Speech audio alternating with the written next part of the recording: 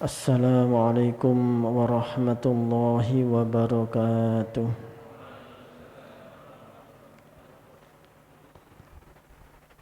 Alhamdulillah. Alhamdulillahilladzi mala'a quluba awliyaihi bimahabbati wahtasha arwahahum bisyuhudi 'azamati wa hayya asrarahum lihamli aba'i ma'rifati. Allahumma salli ala sayyidina Muhammadin abdika wa nabiyyika wa rasulika nabiyil ummi wa ala alihi wa sahbihi wa sallim tasliman biqadri 'azamati dzatika fi kulli waqtin wa hin, amma ba'du. Alhamdulillah, para hadirin hadirat jamaah sekalian, berpanjangan tasik ditakdirakan Allah saged melanjutkan istiqomah kita mengaji pada Imam Al-Ghazali melalui kitab Ihya Ulumuddin ini. Mudah-mudahan ilmu kita manfaat fid dini wad dunya wal akhirah. Amin Allahumma amin. Melanjutkan halaman 231 nggih. Kemarin berhenti di titik penjelasan tentang sajak. Masih di subbab dzikir dan tadzkir, peringatan hal-hal yang bersifat peringatan, nasihat itu banyak mengalami penyelewengan makna, seperti halnya kemarin ada kisah-kisah ya, orang-orang yang pandai menyampaikan cerita-cerita, dongeng-dongengan itu yang keluar dari tujuan utama dari zikir dan tadzkir. Kemudian kemarin yang terakhir adalah sajak. Bismillahirrahmanirrahim. Qala al-mu'allif rahimallahu ta'ala wa nafa'na bihi wa bi ulumihi fid dharaini amin ya rabbal alamin. Rabbi shrah li sadri wa yassir li amri wahlul 'uqdatam min lisani yafqahu qawli. Subhanaka la ilma lana illa ma 'allamtana innaka antal alimul hakim. Rabbi yassir wa'in. Wa ammal asy'aru halaman 231. Wa ammal asy'aru lan adapun utawi piro-piro syair. Nah, masuk ke pembahasan syair.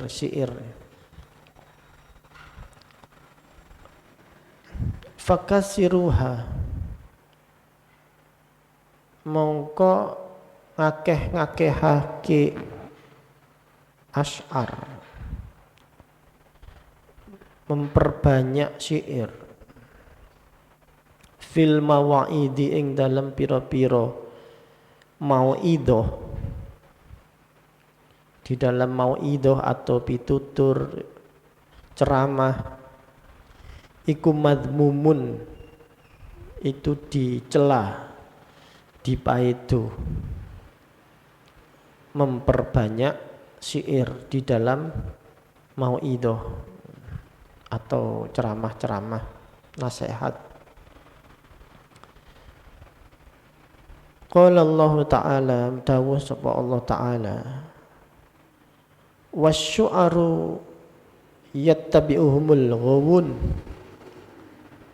alam tara annahum fi kulli wadin yahimun. Wasyu'ara utawi pira-pira wong kang ahli syair iku yattabi'uhumul ghawun, nganut ing syu'ara al-ghawun padha kesasar kabeh.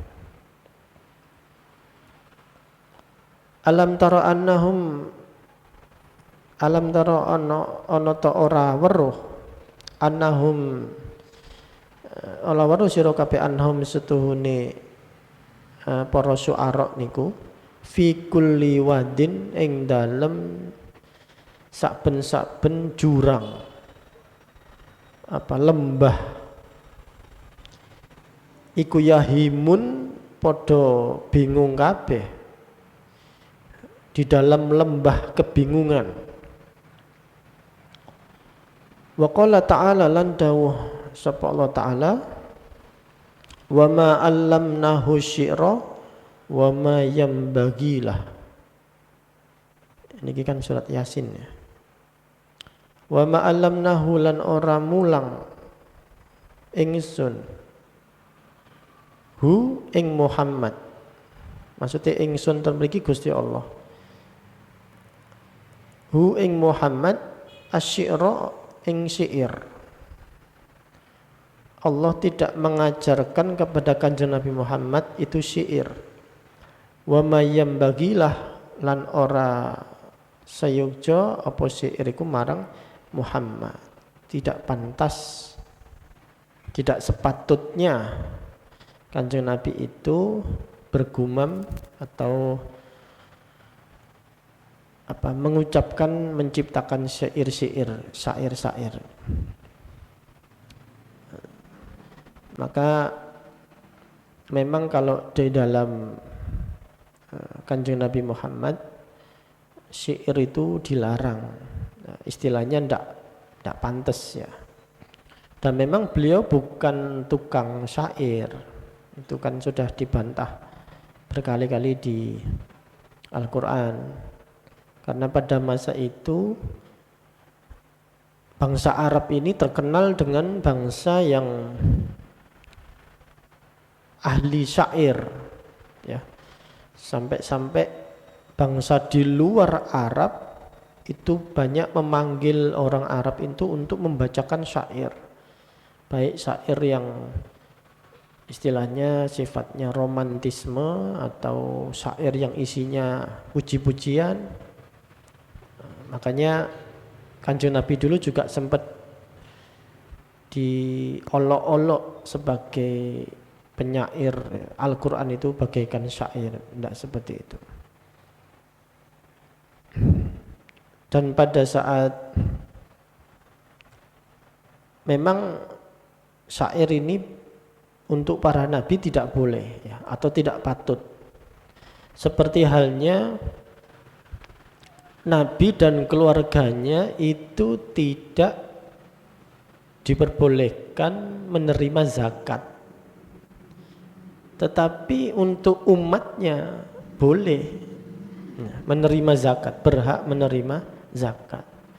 Nah, syair ini bukan berarti dilarang ketika Nabi tidak melakukan sesuatu, itu kan belum tentu suatu hal itu dilarang untuk umatnya. Boleh jadi itu tidak pantas, tidak baik kalau dilakukan Nabi, tapi boleh dilakukan umatnya. Begitupun sebaliknya. Ada beberapa hal yang ada pada diri Nabi tapi di umatnya tidak boleh. Ada beberapa yang boleh di umatnya, di Nabi tidak boleh. Atau Nabi boleh, tapi umatnya tidak boleh. Contohnya Nabi boleh menikah di atas 4 wanita atau 4 perempuan. Istrinya kan Nabi itu berapa? 11 kan, ada yang 12. Tapi itu tidak boleh. Kemudian umatnya saya niru Kanjeng Nabi, mau nikah 11, tidak boleh. Mentok umatnya itu 4. Ini agak sensitif ya buat ibu-ibu. Nah, ada juga yang tapi seperti tadi, seperti zakat, keluarga Nabi tidak boleh, tapi umatnya silakan zakat. Untuk Nabi witir, tahajud itu wajib, tapi umatnya tidak wajib, itu sunnah. Maka syair ini juga termasuk begitu. Untuk nabi-nabi tidak boleh mengucapkan syair. Karena apa? Itu nanti bisa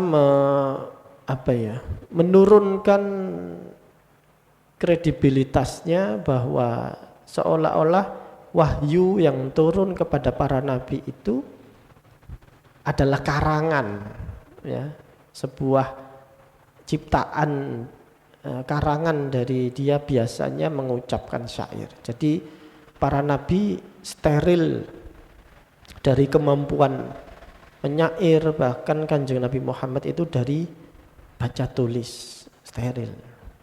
Tapi umatnya boleh. Makanya di depan tadi fakasiruha, yang tidak boleh itu memperbanyak, ya, istilahnya menggandrungi atau ya terlalu banyak lah porsinya. Kalau fakasiruha berarti kalau sedikit boleh. Bismillahirrahmanirrahim. Wa aksaru lan utawi luweh akeh-akeh ma apa barang kang iktadahu kang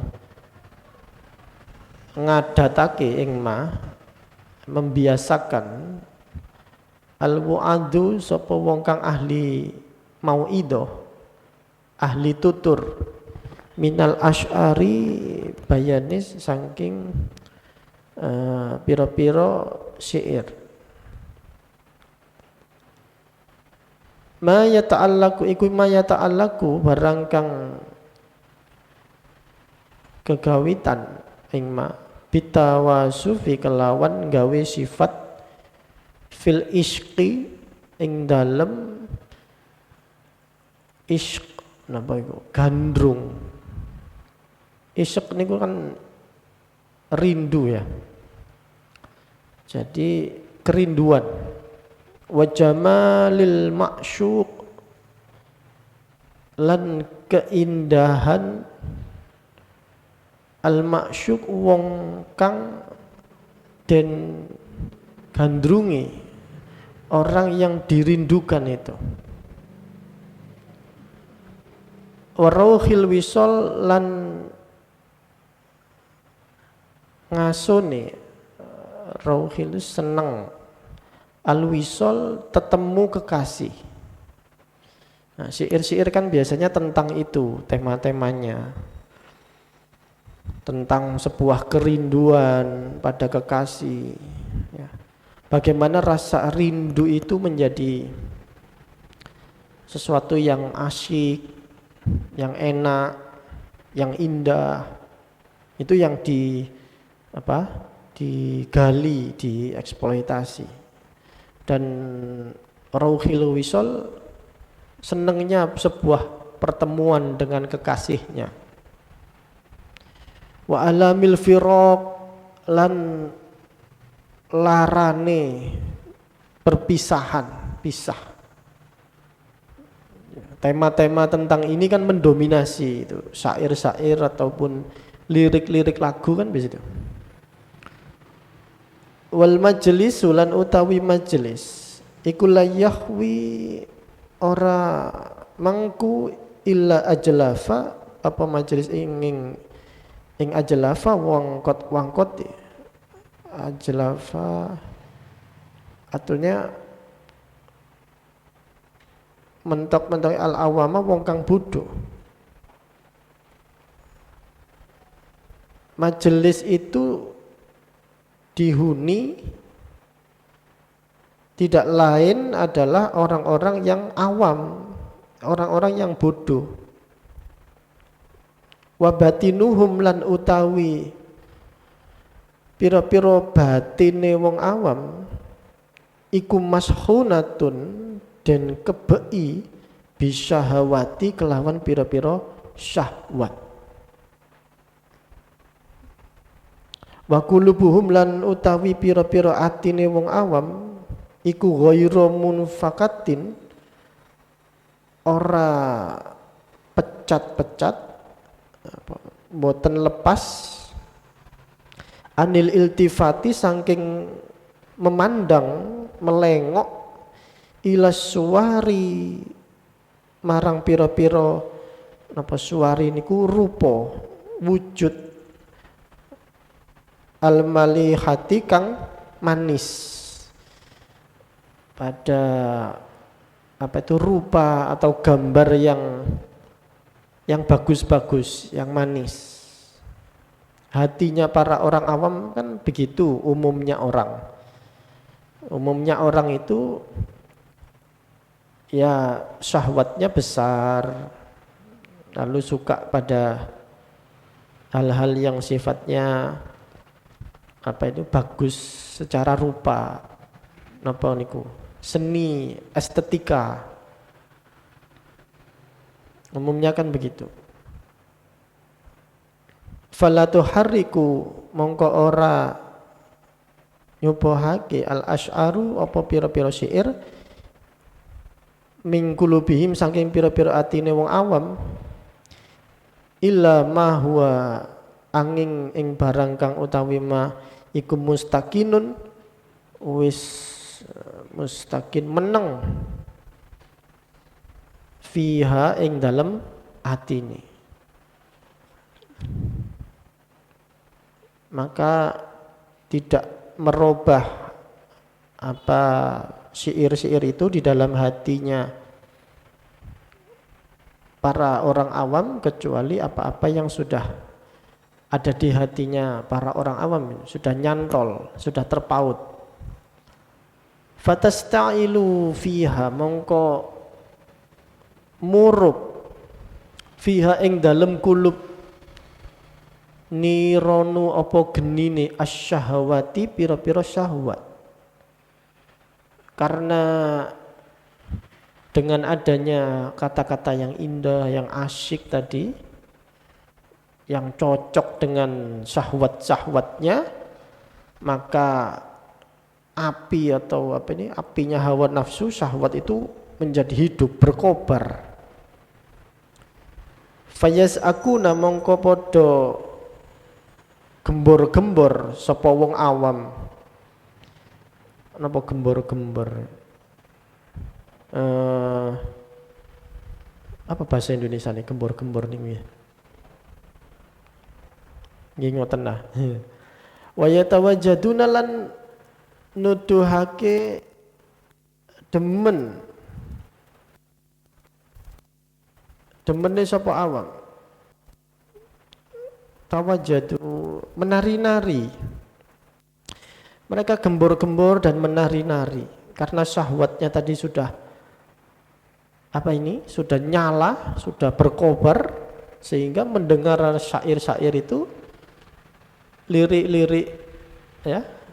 Itu akhirnya mereka gembar-gembor, nyanyi-nyanyi, menari.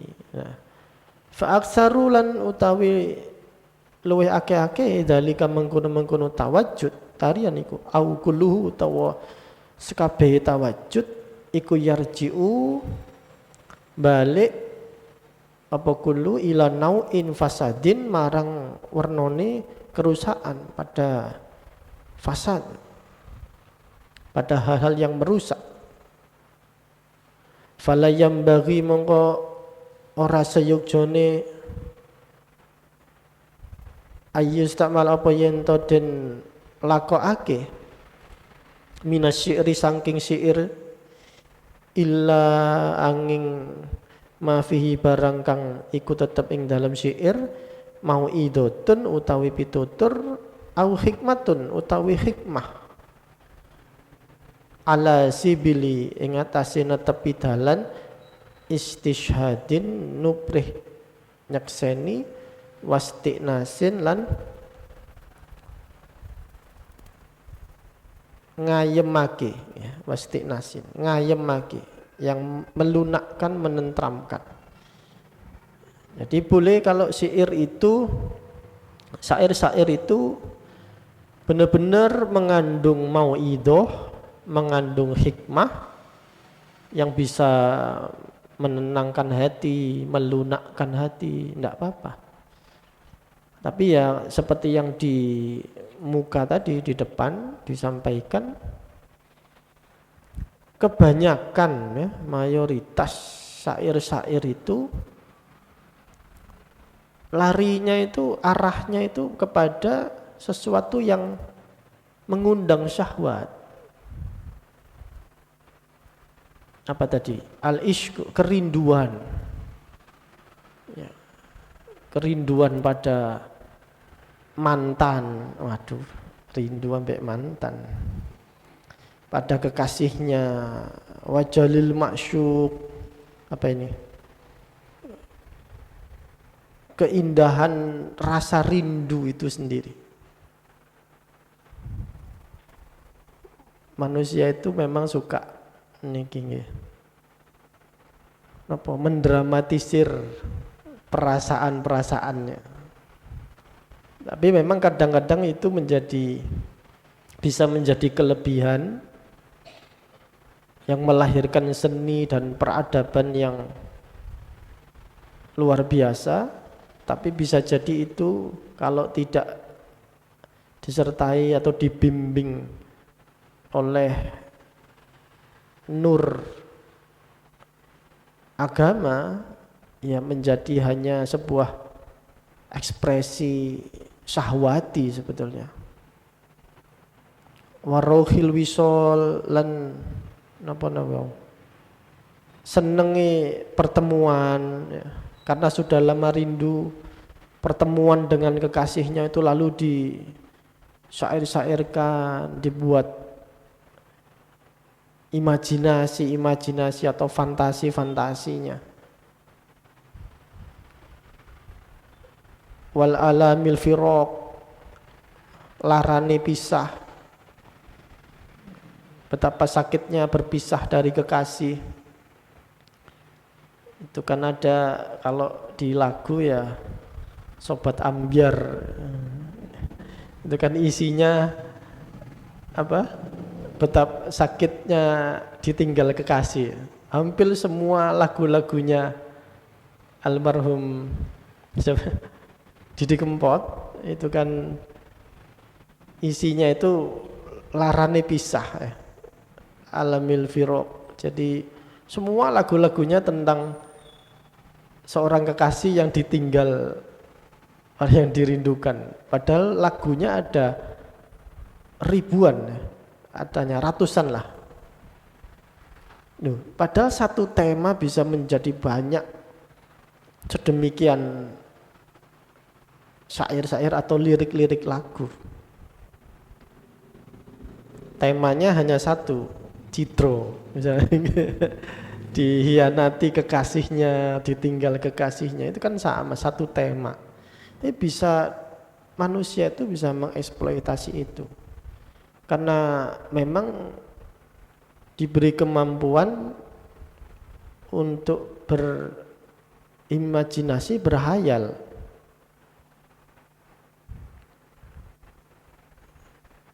Di dalam kitab Mishkatul Anwar itu kan ada Imam Ghazali menjelaskan ruh kita itu dibagi, ada ruhul hasasi, ada ruhul khayali, ada ruhul akli. Ruhul khayali itu kemampuan untuk berimajinasi, membayangkan sesuatu. Memang bisa jadi arahnya buruk, yaitu tadi berfantasi menimbulkan syahwat. Tapi bisa jadi arahnya itu kepada penangkapan makna atau konsep-konsep alam raya maupun nur dari ilahi. Itu di kitab Mishkatul Anwar ada. Nah, sehingga manusia memang akhirnya karena diberi perasaan, diberi kemampuan untuk berhayal, memikirkan sesuatu, kalau dia lebih banyak didominasi oleh syahwatnya, imajinasinya ini jadi hayalan kosong. Nggak ngapa-ngapain, tiba-tiba ya bayangkan sesuatu yang menyakitkan atau membayangkan sesuatu yang bisa membuat dia romantisme ya. menyenengno awake. Gak ula-ula bayangno sesuk yen wis omah-omahan maca koran, dasteran. Apa? Blonjo dasteran. Terus napa? Ya, itu kan kalau kekasih yang memang mau menikah sih enggak apa-apa. Tapi kalau belum apa-apa itu hanyalah hayalan. Kata Imam Ghazali kan di Minhajul Abidin itu bedanya antara hayalan dengan harapan itu adalah ada dasarnya. Kalau misalnya jenengan atau ada seseorang yang sudah mengkhitbah seorang perempuan lalu memang mau menikah, mungkin kalau bayangkan yang seperti itu bisa jadi itu dikatakan harapan, ya bisa karena sudah dikhitbah, dilamar. Tapi kalau apa-apa itu belum, wong kenal ambek areke gurung, kenal wong tuane durung, bayangno kowe blonjo dasteran gitu. Ya itu bukan harapan, itu hayalan. Nah, bahayanya itu menimbulkan apa tadi? Api-api syahwat itu. Mengobarkan syahwatnya di dalam hatinya itu. Makanya Imam Ghazali memperingatkan kalau itu tidak ada dasarnya, tidak usah dibayang-bayangkan karena itu ujung-ujungnya adalah godaan setan yang ngutek-ngutek hawa nafsu kita. Karena kita memang diberi kemampuan untuk berhayal itu tadi, memikirkan atau berfantasi tentang sesuatu. Makanya syair-syair ini diarahkan untuk yang mengandung mauidhah dan hikmah. Baratnya kalau sekarang mungkin syair atau lirik-lirik lagu, dulu ada Haji Roma Irama kan bikin ya apa carane musik ini jangan sampai melalaikan orang dari agama, sampai membuat konsep apa nada dan dakwah itu menggandeng kiai atau dai Zainuddin MZ itu karena inginnya yang mengandung mauidhah, mengandung hikmah. Jangan sampai syairnya justru membuat orang hanya ya seneng-seneng. Itu pasti ketika hawa nafsu ini dienakno, dibuat nyaman, lama-lama dia menguasai hati lalu menguasai akal dan pikiran. Ketika itu dilepaskan, hati dan pikirannya sudah kalah oleh nafsu, sudah liar jadinya. Ini yang diwaspadai, harus dihati-hati. Seperti yang di muka tadi, kalau membanyakkan tidak boleh, tapi kalau catatannya Imam Ghazali, selagi syair-syair itu mengandung mauidhah, hikmah, bisa mengarahkan pada jalan yang lurus, melunakkan hati, monggo tidak apa-apa. Bismillahirrahmanirrahim. Wa qad qala sallallahu alaihi wasallam. Dawuh sapa Kanjeng Nabi Muhammad, inna minasy-syi'ri la hikmatan. Inna minasy-syi'ri setuhune iku tetep saking syair.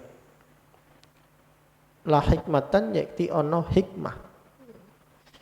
Sebagian dari syair-syair itu memang ada hikmahnya. Walau hawa lan namun amut al majlisu apa majlis al khawassa lan ing wong kang khawas alladzina yaiku wong-wong kang waqa'al itlaqu tumiba apa ngucapake ala istighraqi ing atase kereme kulubihim pira-pira atine alladzina bihubbillahi ta'ala, kelawan demen cinta marang Allah ta'ala. Kalau memang majelis itu dihuni oleh orang-orang yang hatinya itu adalah tenggelam pada kecintaan pada Allah, walam yakun lan ora ono iku ma'ahum tetep ing dalam sertane aladina ghairuhum utawi liyane aladina. Di dalam majelis yang khos itu, yang khawas itu, tidak ada orang lain kecuali orang-orang yang khusus. Fa inna ulaika mongko setuhune mongkono aladina iku la yadurru ma'ahum, tidak ada kemudorotan yang menyertai mereka. Apa asyiru, syair. Karena mereka sudah, hatinya memang sudah, orang-orang khawas ini, orang khos ini sudah dipenuhi dengan rasa cinta pada Allah. Maka ketika ada syair-syair, dia tidak terpengaruh. Seperti orang yang memang kalau sudah hatinya itu diisi Allah, mendengarkan lagu, mendengarkan apapun, ya dia tidak terpengaruh sama sekali. Karena hatinya sudah istilahnya khusyuk, khudur kepada Allah. Cuman kan ini orang khos, ya. Kalau orang kos-kosan maksudnya, ya jangan. Ini kan orang khos, bedanya khos dengan kos ini mepet nih. Ya. Kita ini orang-orang kos ya, bukan khos ya. Maka tidak berpengaruh syairnya alladzi yusiru dohiruhu, kang meruhake apa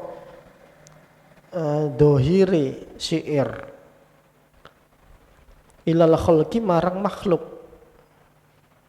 Fa innal mustami'a mongko setuhune wong-wong kang mustami' krungu iku yunzilu manggonake, menempatkan kula ma yasma'uhu, saben-saben barang kang ngerungu sapa mustami' ing ma, ala ma yastauli ing atase barang kang nguasani apa ma ala qalbi ing atase atine mustami'. Karena sesungguhnya orang yang mustami' pendengar itu akan menempatkan apa-apa yang dia dengarnya itu kepada hatinya. Pada hal-hal yang menguasai hatinya. Kalau yang menguasai hatinya itu tadi adalah hubbillah tadi, cinta pada Allah, maka apapun yang dia dengar, apapun yang dia lihat selalu dikaitkan dengan Allah. Itu maksudnya. Jadi sehingga tidak ngefek. Kalau misalnya dia mendengarkan syair tentang kerinduan kayak tadi nih, tentang kerinduan, tentang keterpisahan atau pertemuan, ya dia kaitkan itu dengan Allah. Bahwa kerinduan pada Allah itu begitu dalam, dan kerinduan agar pertemuan dengan Allah itu tak tertahankan, begitu. Sama-sama mendengarkan syair atau mendengarkan lirik-lirik lagu, tapi yang ditangkap oleh hatinya beda. Ini bedanya orang khos dengan kos tadi orang. Kalau kita ini kan orang kos. Kama sayati kaya yen to teko buri tahqiqu apa kenyataane zalika mengkono-mengkono inzal, penempatan cara apa? Menangkap dan menempatkan apa yang didengar itu fi kitabis sama, nanti akan dijelaskan di dalam kitab as-sama tentang pendengaran. Di Ihya juga nanti ada bagian kitab sama. Jadi nanti ada kitab lisan, ada kitab tentang mata, penglihatan, ada sholat, nanti di muamalah. Walidzalika lan krana arah mengkono-mengkono la yaduru tidak melatih. Kanal Junaid, ada Al-Junaid rahimahullah, Imam Junaid Abul Qasim Al-Junaid Al-Baghdadi. Ini dapat gelar Sayyidut Ta'ifah. Imam Junaid ini seorang wali terkenal, murid-muridnya banyak, murid dari Al-Muhasibi, beliau juga murid dari Syekh Sirri As-Sikti. Sirri As-Sikti itu pamannya beliau, sekaligus menjadi gurunya. Kanal Junaid rahimahullah yatakallamu iku ngucap, berkata siapa Imam Junaid, ala bid'ata asyara, ing atase 15 rajulan apa wong lanang. Fa in kasuru, lamun akeh sapa hadirun, lam yatakallam mongko ora gunem sapa Imam Junaid. Wa matamma lan ora sempurna ahlul majlisihi, sapa ahli majlisi Imam Junaid, qattu isrina, babar pisan atau sama sekali tidak pernah mencapai isrina, 20 orang. Kalau Imam Junaid, artinya beliau punya majelis khusus. Kalau jumlahnya sedikit, baru Imam Junaid mau mauidho, kasih mauidho yang disertai dengan syair-syair yang khusus. Tapi kalau majelisnya lebih banyak yang hadir, artinya itu bukan majelisnya orang khawas, majelis umum, ya tidak akan berbicara sesuatu yang mengandung hikmah. Wa hadra jama'atun, lan teko sapa jamaah baba ing lawang dar Ibnu Salim, omae Ibnu Salim. Faqila lahu, mongko den ucapake marang Ibnu Salim, takallam, ngomong nggih, gunem mana sira. Faqat hadra, mongko teman-teman teko, ashabuka, sapa pira-pira kanca sira. Bicaralah, karena sudah hadir ini sahabat-sahabat jenengan wahai Ibnu Salim. Faqala, mongko dawuh Ibnu Salim, la ora mahaulai, ora ono sapa wong iku ashabi, iku pira-pira koncone ingsun. Mereka itu bukan ashabi, bukan sahabat-sahabat saya. Innamahum, pemestine utawi haula, mereka itu ashabul majlis, itu adalah ashabul majlis, para sahabatnya majlis.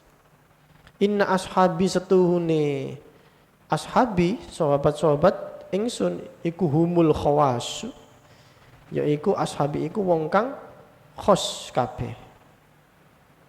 Sama, hampir sama dengan Imam Junaid. Begitu yang datang banyak orang, ya dia tidak mengatakan apapun. Maksudnya tidak mengatakan mauidho yang khusus sifatnya, yang mengandung hikmah banyak, seperti Imam Junaid. Wa amma syatah, bismillahirrahmanirrahim. Wa amma syatah, itu tadi syair sudah selesai. Jadi syair-syair itu boleh asalkan mengandung hikmah dan mengarahkan untuk mendidik hati kita. Dan biasanya pada masa itu syair-syair ini mempunyai majelis yang khusus. Bagaimana dengan sekarang? Kalau syair-syair ataupun lirik lagu, ya kan sekarang terbagi dua ya, ulama itu ada yang membolehkan, ada yang tidak membolehkan. Selagi itu mengingatkan pada Allah, pada agama, membentuk karakter keagamaan kita, monggo enggak apa-apa. Tapi kalau tidak, justru menimbulkan kesyahwatan, ya harus dihindari. Bismillahirrahmanirrahim. Wa amma syatah, lan adapun utawi syatah, guneman apa kemarin itu ucapan-ucapan yang sulit untuk difahami. Syatah niku. Fana'ni bihi mongko iku ngarepake ingsun. Imam Ghazali itu. Sinfaini kelawan syatah iku ing dua warna, dua jenis. Minal kalami saking kalam, ahdasahu kang nganakake ing kalam diadakan ba'dus sufiyati sapa setengah ahli tasawuf. Ahaduhuma utawi salah si jenis sinfain dari dua jenis itu adalah ad-da'awi iku piro-piro pengaku-ngaku at-tawilati kang dawa al-aridoti kang ombo, sebuah pengakuan yang panjang lebar fil iski ma'allahi ta'ala, di dalam kerinduan bersama Allah. Tapi ini da'awi ya, ngaku, bukan betul-betul rindu. Wal wisolilan tetemu wusul kelawan Allah Ta'ala. Dia ngaku-ngaku wusul. Orang-orang yang ngaku rindu dan wusul pada Allah, sudah nyampe. Wal wisolil al-muhni kang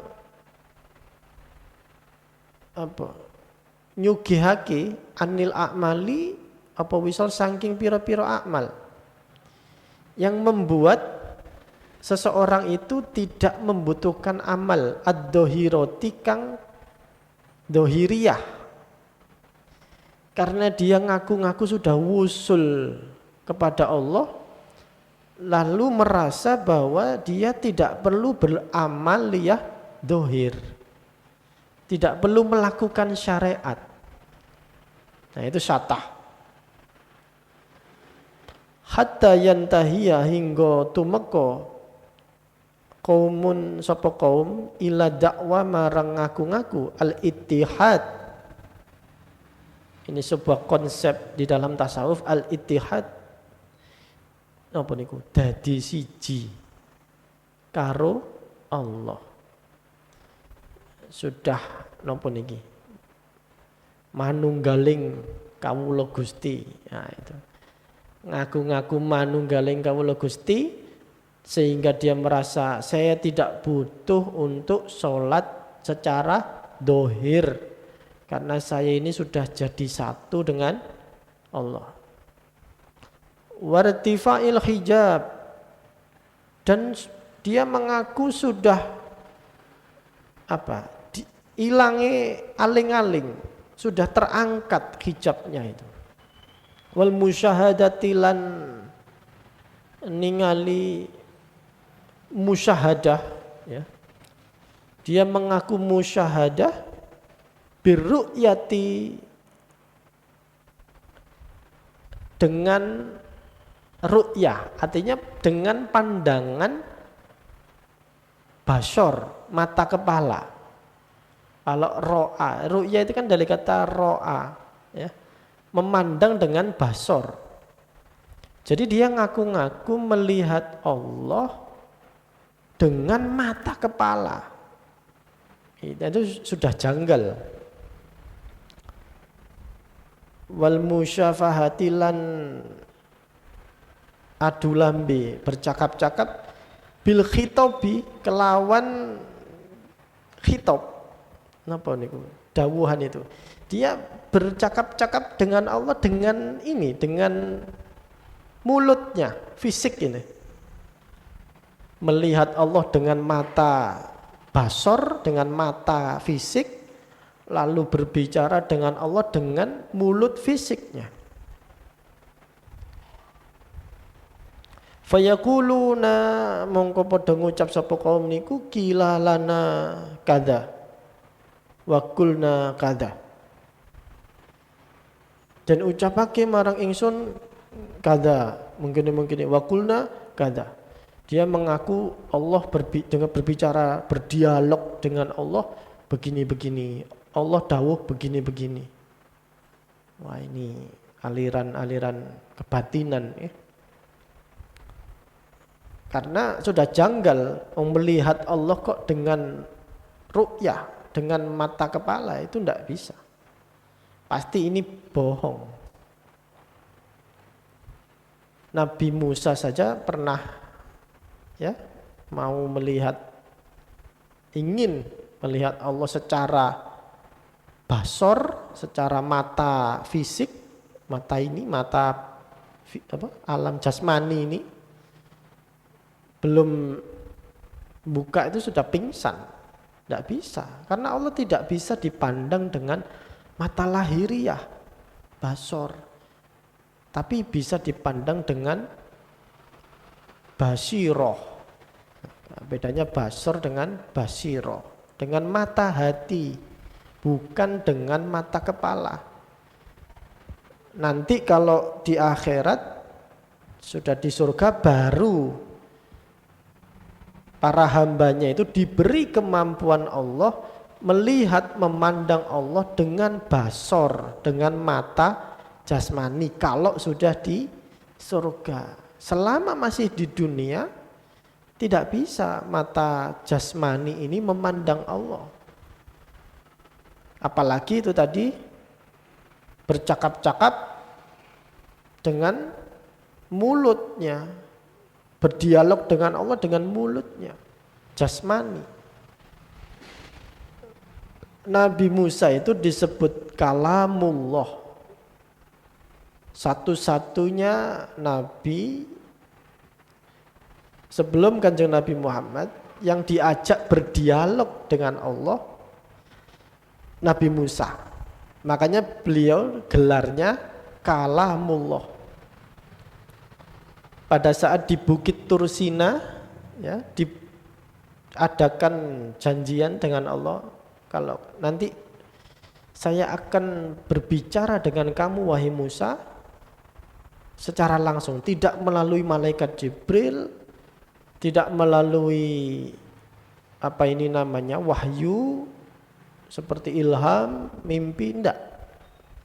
Fil yaqdo, dalam keadaan terjaga di Bukit Tursina. Maka apa kata Nabi Musa setelah beliau bercakap-cakap dengan Allah Subhanahu wa taala? Nabi Musa mengatakan, ya berbicara dengan Allah itu tidak dengan suara. Sehingga suara ini itu apa sih? Suara itu kan kalau pengertian di fisika itu apa? Suara adalah gelombang yang dihantarkan melalui udara, ditangkap oleh gendang telinga, indera telinga ya. Lalu dikirim ke otak sehingga kita mendengar. Kalau tidak ada seperangkat alat ini, kita tidak bisa mendengar. Tidak ada gendang telinga di sini, meskipun ada suara lewat udara ini, berjalan lewat udara, tidak bisa. Atau ada gendang telinganya tapi tidak ada suaranya, tidak bisa. Tidak mungkin Allah itu berbicara dengan khitab, dengan mulut, karena Allah itu qadim. Suara gendang telinga kita ini hadis. Tidak mungkin yang hadis berhadapan dengan yang qadim. Hangus Pak kita. Jadi tidak mungkin. Seperti tadi al-ittihad ya, ada kan? Mana tadi? Dia mengaku-ngaku sudah al-ittihad. Manunggaling kawula Gusti, menjadi satu dengan Allah. Lalu jadi satu itu kan seolah-olah kan begini. Ini ada, maaf nih, kesalahannya orang-orang itu kan. Ini ada dirinya yang ngaku-ngaku tadi, terus di sini Allah. Nah terus bersatu begini. Ya mana mungkin, Allah itu qadim, Pak. Makhluk itu hadis. Qadim dengan hadis tidak bisa. Hadis itu wujudnya itu relatif. Qadim itu wujudnya mutlak. Kok dikatakan bersatu? Ini tidak bisa. Itu pasti sudah sesat ya. Jadi sudah kelihatan dari ru'yah memandang mata lahir, khitab berbicara dengan mulut itu tidak mungkin. Maka Nabi Musa mengatakan ketika Allah berbicara dengan saya itu ya yang mendengar bukan cuma telinga. Karena Allah tidak berfirman, tidak berkata lewat suara. Seandainya Nabi Musa tuli sekalipun tetap bisa dengar. Justru yang mendengar adalah seluruh tubuhnya. Seluruh yang ada pada Nabi Musa ini dengar semua. Karena bukan suara yang didengar. Allah tidak berbicara lewat mulut seperti makhluk, tidak. Laisa kamislihi syai'un. Allah tidak menyerupai segala sesuatu. Lalu Gusti Allah niku berbicara lewat suara, loh berarti Gusti Allah koyok makhluk. Sudah salah, pasti fatal itu pasti sudah. Makanya Nabi Musa ketika ditanya, ya saya mendengar Allah berbicara pada saya itu seluruh tubuh saya, lahir batin ahwal sir ruh saya itu mendengar semua. Bagaimana rasanya? Tidak bisa dijelaskan. Ya tidak bisa dijelaskan, luar biasa. Nah, maka orang-orang yang ngaku manunggaling kawula Gusti terus tidak mau sholat itu wis pokoknya jangan dianut lah. Sudah bisa dipastikan dia itu sesat itu. Kalau tidak mau menjalankan syariat, ngaku-ngaku saja. Dia mengaku diomongi Gusti Allah begini-begini. Dulu ada juga itu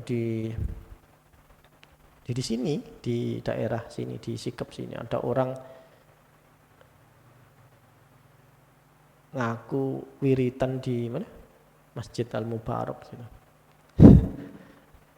Terus katanya kelihatan sikile Gusti Allah gede lho. Iku sikil Gusti Allah tas sikile jin sampean delok iku. Bahaya. Kalau orang terobsesi dengan apa ini? Wusul dan manunggaling itu justru akan gampang dibelokkan setan, Pak. Makanya kalau kita ngaji tasawuf itu jangan mentarget apa-apa, jangan. Ya nawa itu kita ngaji, cari ilmu, berusaha mengamalkan apa yang ada pada ilmu itu sudah selesai. Masalah kita nanti diberi Allah ma'rifat, diberi Allah wusul, futuh, mukasyafah, itu haknya Allah. Kita tidak usah mentarget-target begitu. Orang biasanya obsesi begitu. Sholat, dzikir, wiritan supaya iso ndelok barang gaib. Ya temenan. Dikatakan sikil niku dianggep sikil Gusti Allah. Aduh wis. Fatal itu sudah. Nah, orang-orang yang seperti itu gampang terhijab malah. Ya, justru itu. Mana tadi nggih? Wa yatashabbahuna lan padha niru-niru sapa kaum kabeh fihi ing dalem qaul bil Husain Ibnu Mansur Al-Hallaj. Orang-orang itu yang ngaku-ngaku manunggaling kawula Gusti itu meniru omongan-omongannya Abu Mansur Al-Hallaj. Siapa itu Abu Mansur Al-Hallaj? Seorang ulama yang menghebohkan pada masa itu dengan konsep wahdatul wujud ya. Semacam wahdatul wujudnya Ibnu Arabi. Ya seperti manunggaling kawula Gusti itu. Alladzi suliba kang den panjer sapa Husain dipancung li ajli krana arahe itlaqihi oleh ngucapake sapa Husain kalimatin ing pira-pira kalimat min hadal jinsi saking iki-iki jenis. Nah, mengucapkan kalimat-kalimat sejenis itu. Al-Ittihad, ru'yatul Gusti Allah, memandang Allah secara langsung. Wa yastashhiduna lan padha gawe dalil sapa kaum biqaulihi kelawan dawuhe Husain Al-Hallaj. Napa dawuhe Husain Al-Hallaj? Ana al-haq. Itu kata-kata yang terkenal dari Abu Mansur Al-Hallaj adalah ana al-haq. Saya adalah al-haq. Maksudnya gede ini ku sing moho bener, sing artinya moho bener iku sinten? Gusti Allah. Saya ini adalah Allah, katanya Abu Mansur Al-Hallaj. Itu satu peristiwa di mana Abu Mansur Al-Hallaj ini begitu salah satu tragedi yang sebetulnya sangat memilukan ya dalam sejarah ketegangan antara kaum fikih yang strength dengan kaum tasawuf yang pada saat itu begitu tidak terkontrol, tidak tersistemasi. Maka sejak munculnya Syekh Abu Mansur Al-Hallaj itu kesan tasawuf itu menjadi aneh-aneh itu tadi. Menjadi kayak tasawuf itu sesat, gampang dipikir kita. Padahal Abu Mansur Al-Hallaj ini kebetulan ini pernah ngaji kepada atau pernah berguru pada Syekh Junaid Al-Baghdadi, Abul Qasim Al-Junaid Al-Baghdadi. Jadi tasawufnya sama, tasawuf falsafi. Artinya yaitu konsep-konsep tentang kemanunggalan kepada Tuhan itu. Selain Abu Mansur Al-Hallaj ada Ibnu Arabi, ada Abu Yazid Al-Bustami. Tetapi Abu Mansur Al-Hallaj ini ibarat orang itu jadab. Apa itu jadab itu? Mabuk, kasmaran. Orang kalau jadab, mabuk, kasmaran itu kan ngomongnya ngelantur. Ya. Ngomongnya itu seenaknya, dia tidak terkontrol. Yang kalau kasmaran melihat setiap wanita dikira pacare. Karena dia lagi mabuk, lagi kasmaran. Melihat siapa di jalan ketok pacare. Tidur kebayang-bayang pacarnya, kekasihnya. Sehingga mau makan ndak enak, mau minum ndak enak. Ya kan? Ya kurang lebih kondisi orang jadab itu begitu. Loh, jadab ini apakah ada contohnya? Loh, ada. Kanjeng Nabi itu pada saat menerima wahyu di Gua Hiro itu ya jadab juga. Buktinya apa? Kanjeng Nabi langsung gemetaran. Lalu seperti orang mengigau. Sampai minta diselimuti kan oleh Siti Khadijah. Karena beliau luar biasa menerima wahyu itu gak bisa. Ya. Mengendalikan dirinya itu gak bisa. Sehingga dia lari dari Gua Hiro itu.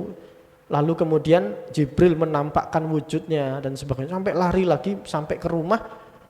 Siti Khadijah menemukan Kanjeng Nabi gemetar, keringetan dingin. Nah, cuma Kanjeng Nabi karena sudah disiapkan wadahnya menerima nur kenabian ini, jadabnya tidak lama, hanya beberapa saat atau beberapa hari selesai, Pak. Tapi itu pun masih ketenggengen Kanjeng Nabi itu. Masa iya saya ini jadi nabi? Masa iya terus yang tak temuin itu sopo? Masih kayak orang linglung. Akhirnya beberapa hari sama Siti Khadijah dibawa ke pamannya yang masih ahlul kitab dari Nasrani, Waraqah bin Naufal. Nah itu Kanjeng Nabi mengalami jadab juga, gemetaran. Iqra bismi rabbik ma ana biqari, saya tidak bisa baca. Sambil gemetaran, dirangkul lagi sama Jibril, ditenangkan, tenang, gemetar. Nah orang yang jadab di dalam sufi itu, orang yang ditarik ruhnya, hatinya oleh Allah, tanpa melalui makomat sufi, tanpa melalui makomat, apa itu, makom tangga ruhani, tidak melalui tangga, tapi langsung ditarik kayak naik lift. Ya dia kaget. Nah itu tadi, nuansanya kemudian tiba-tiba yang seperti kita begini, nuansanya dohiria, begini lahiria, tiba-tiba jadi nuansanya fana. Ibarat orang mabuk yuk ngelantur, ketenggengan. Nah orang jadab itu kemudian makanya biasanya omongannya itu tidak bisa dipegang. Ngomong apa, ya itu tadi. Ana al-haq, saya itu adalah Tuhan. Karena dia sudah nuansanya fana betul. Melihat sesuatu itu, orang pacaran kan melihat, kasmaran melihat semuanya kekasihnya. Nah orang yang fana itu melihat semuanya itu kok Allah, loh Allah, karena dia sudah fana. Allah melihat dirinya sendiri, loh Allah, siapa kamu? Siapa saya?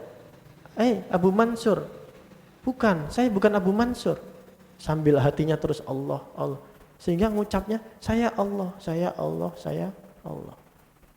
Nah, dia itu bu jadab. Itulah penjelasan tentang jadab. Nah kalau itu ya memang wali betul.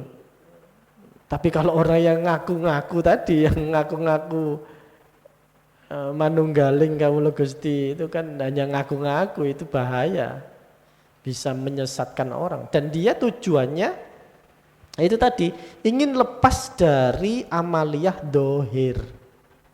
Karena dia ngaku sudah wusul sama Allah, wis saya tidak perlu sholat syariat. Biasanya begitu. Itu tanda-tandanya. Oh itu kan orang-orang ke masjid kan orang sing syariat itu. Masih orang awam. Kalau saya tidak usah ke masjid. Biasanya begitu. Itu tanda-tanda orang itu sesat. Tapi kalau Imam Abu Mansur Al-Hallaj itu orang yang jadab. Makanya memang secara fikihnya orang yang mengaku dirinya Tuhan, mengucapkan dirinya Tuhan, ya dia murtad. Itu hukumnya. Dan ada hukum had di dalam kerajaan Islam, siapa yang mengaku-ngaku Tuhan atau mengaku Nabi bisa dihukum. Nah, waktu itu Syekh Abu Mansur Al-Hallaj ini, beliau sampai jadabnya selesai, dia belum bisa mengontrol ucapan-ucapannya. Masih kebawa ucapan nuansa fananya itu. Sampai akhirnya jamaahnya banyak.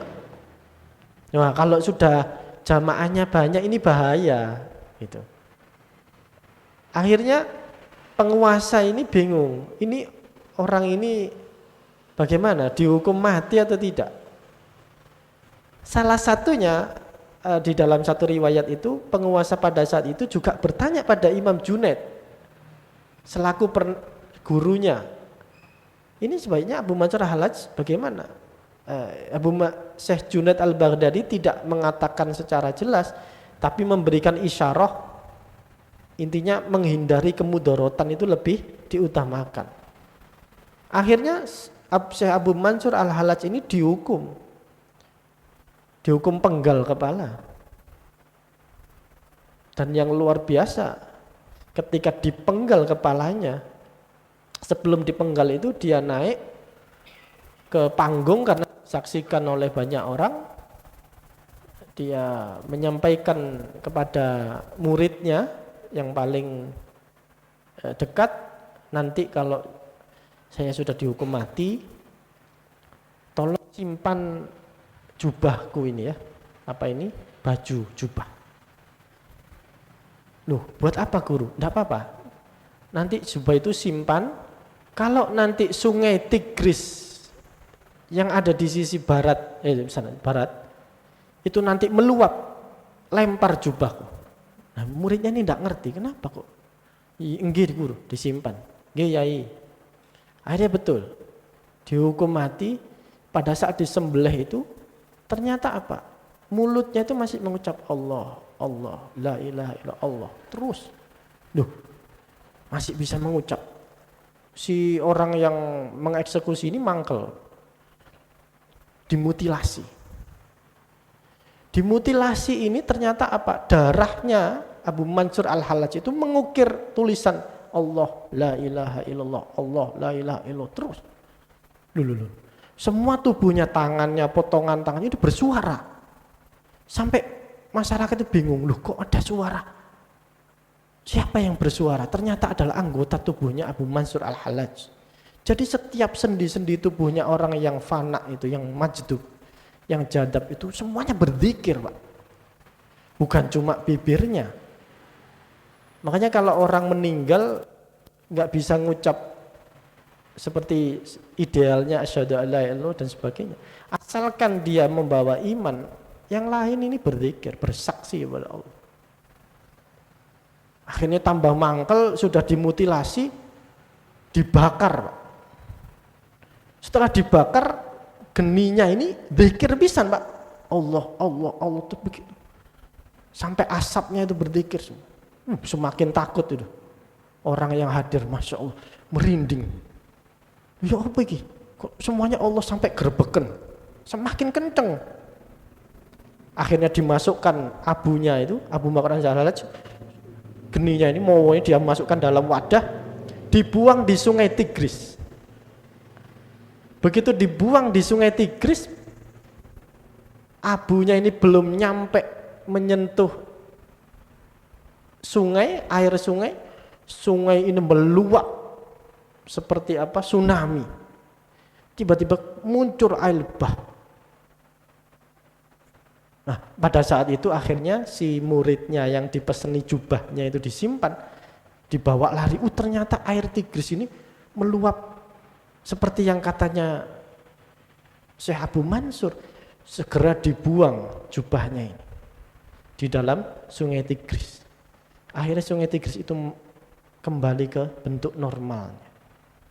Seandainya tidak dibuang jubahnya Syekh Abu Mansur Al-Hallaj, kata muridnya ini, maka Irak itu, Baghdad seluruhnya akan tenggelam dengan air bah dari sungai Tigris. Itu satu peristiwa yang ya, tragedi besar, ketegangan antara tasawuf dan fikih. Ya. Salah satu peristiwa Abu Mansur Al-Hallaj itu yang kemudian itu coba diduplikasi di Jawa dengan adanya cerita yang masih sekarang dipertanyakan kebenarannya, apakah Syekh Siti Jenar itu juga diperlakukan seperti Abu Mansur Al-Hallaj. Tapi sudah banyak kiai, salah satunya Syekh Abu Fadl Senori itu menulis buku, menulis kitab bahwa tidak benar Syekh Siti Jenar itu sesat seperti itu. Yep, contohnya seperti tadi. Karena orang awam memang tidak bisa berguru pada orang yang majdub, tidak bisa. Seperti halnya Mbah Ud, Pak Gerwojo itu kan majdub, jadab, wali jadab, orang yang tidak melalui tangga tangga ruhani. Makanya tidak bisa jadi mursyid. Orang yang majdub tidak bisa jadi mursyid. Orang yang jadi mursyid itu harus dulunya pernah jadi murid, pernah jadi salik, karena dia lewat tangga pelan-pelan, sehingga dia bisa bimbing. Lah kalau seperti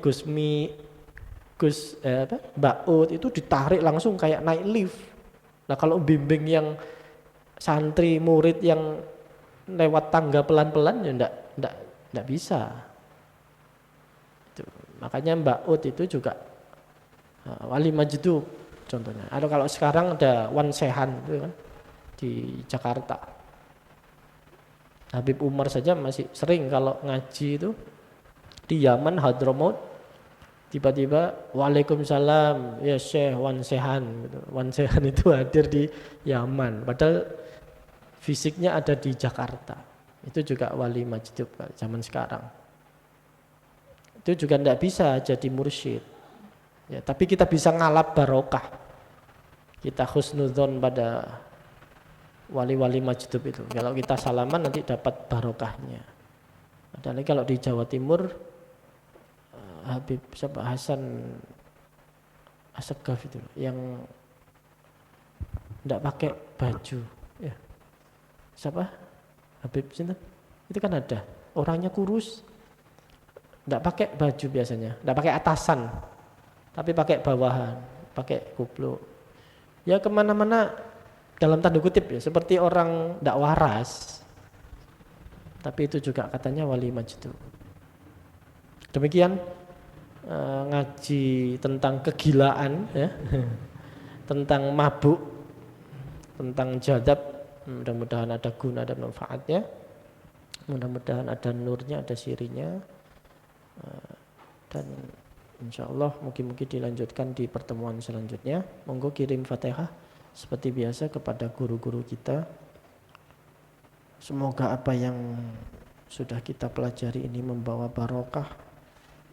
Juga pahalanya dikirimkan kepada beliau-beliau.